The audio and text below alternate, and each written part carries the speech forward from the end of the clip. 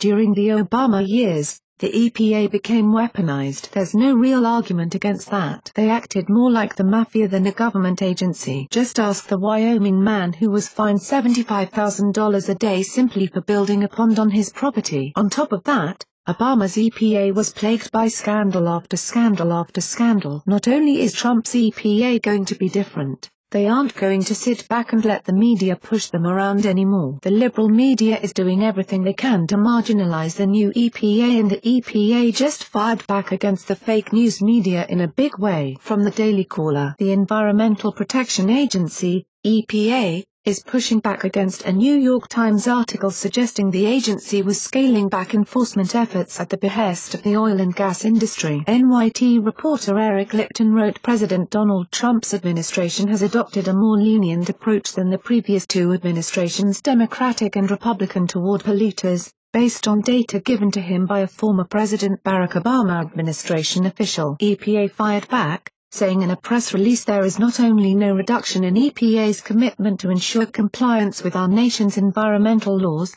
but a greater emphasis on compliance in the first place. The EPA said Lipton's account distorted the facts on its enforcement efforts. Pruitt has not directed EPA staff to decrease their enforcement efforts, and no request to gather enforcement information has been denied, EPA said in its release on Sunday. Nice to see the EPA firing back. Do you remember the New York Times freaking out when Obama's EPA didn't tell anyone about the poison water in Flint for 7 months? Or when they dumped millions of gallons of toxic waste into a Colorado river and lied about it and tried to downplay it? Do you remember the New York Times being as hard on the EPA back then as they are now? Of course, you don't. Props to the EPA here.